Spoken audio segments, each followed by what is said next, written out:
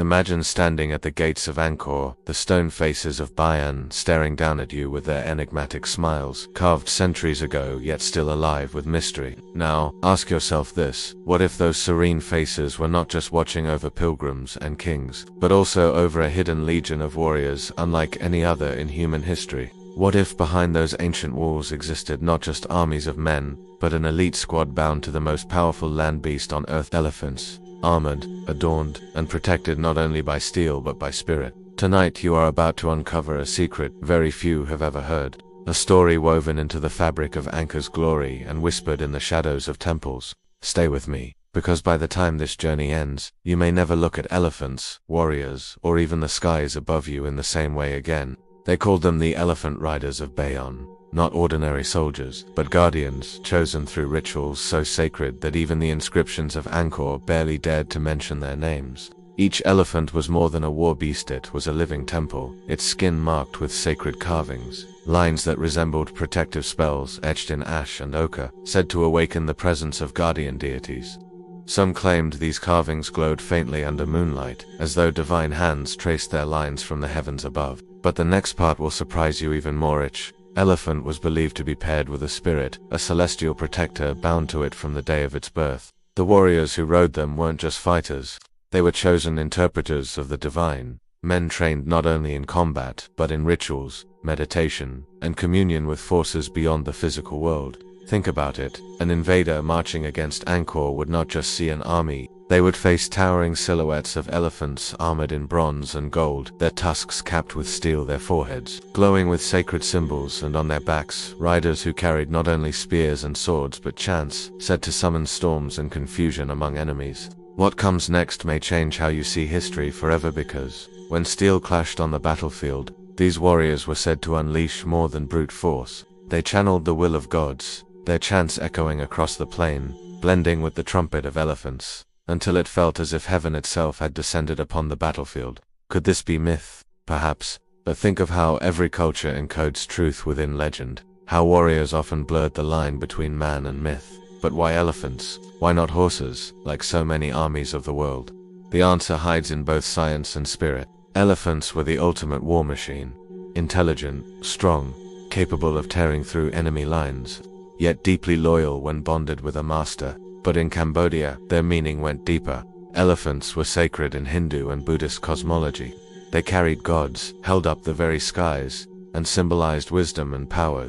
The Airavata, the divine elephant of Indra, was said to have multiple heads, and to guard the heavens. The Khmer believed that each war elephant reflected a fragment of that celestial power. So when a rider climbed atop his elephant at Bayon, he wasn't just mounting an animal, he was ascending a throne, embodying the harmony between man, beast, and God. And the next revelation uncovers a secret very few people know. The carvings of elephants on the Bayon temple itself are not merely decorative. Many believe they are records, coded messages, evidence of these sacred squadrons immortalized in stone, hiding in plain sight for centuries. Imagine the preparation before battle. The warriors cloaked in armor adorned with prayer threads, their foreheads smeared with sacred oils, priests chanting mantras at dawn as incense smoke swirled around the elephants, blessing them, awakening the guardian spirits believed to reside within. When the horns of war sounded, the ground shook not just from the weight of the elephants, but from the collective belief of an empire that its warriors carried divine backing. And here is where myth and reality blur again. Invaders wrote of nightmares, of confusion, of seeing visions as they faced the elephant riders. Were these hallucinations caused by fear, or could it be that the chants and rituals induced something greater, a psychological weapon crafted long before modern warfare ever understood the power of the mind? But the story does not end on the battlefield. The relationship between rider and elephant was said to be lifelong, deeper than friendship, closer than brotherhood. Warriors whispered to their elephants in secret languages, shared food, dreams, and even destinies. Some legends claim that, when a warrior fell, his elephant wept real tears and refused to eat, as if mourning its human twin.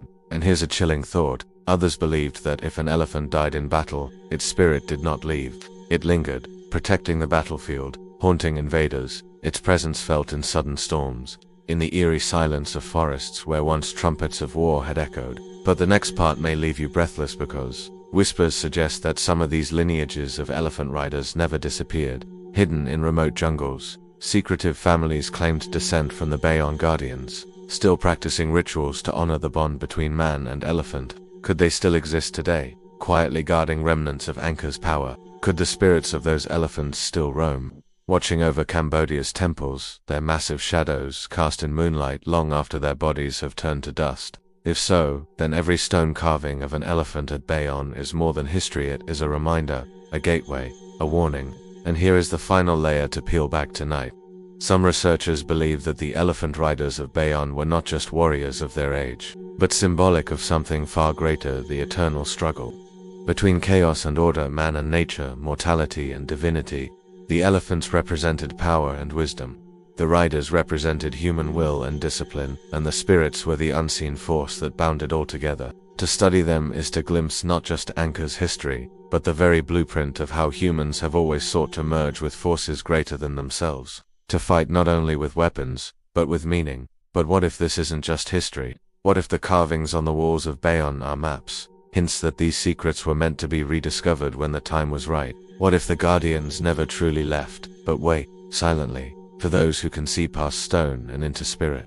That is where our journey now turns, because the deeper we go, the stranger, the more impossible, and the more captivating the truth becomes.